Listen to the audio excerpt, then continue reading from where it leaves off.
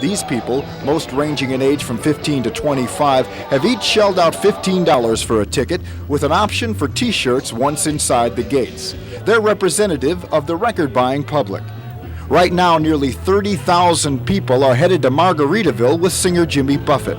Some are living the song's lyrics, wasting away under the hot San Diego sun. But the real attraction, the group they've been waiting for most of the day and part of the night, is Heart. And Heart started their show with a bang.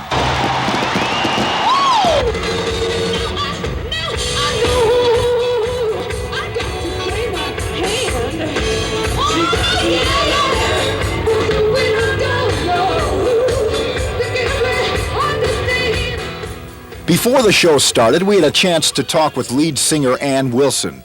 We asked her what it felt like to step before a crowd of 30,000 and why she decided to turn her interest in music into a career. I just couldn't think of doing anything else. I've never had a straight job, and I don't think I could probably even do that, I was not the kind of person that could. And I just did the thing that I loved, and then pretty soon I realized I could make money at it. But it took several years of hard work and drive to get Heart to the pinnacle of success that they're now at.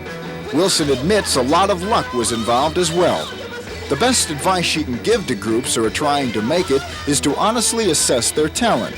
If you think your band has a chance, Wilson advised, then don't give up hope.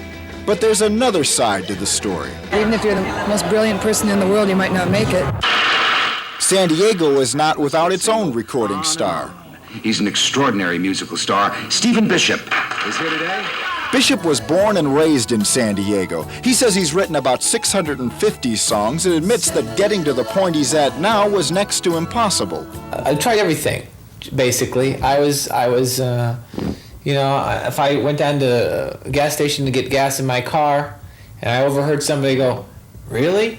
Well, what did you tell A&M Records?" All of a sudden I'd just go, and I'd practically have a cassette in my pocket the entire time, and I'd walk over there and say, "Oh, hi, I overheard you." I mean, I was always ready, and as a result, I just put leads instead of just putting, my eggs in one basket.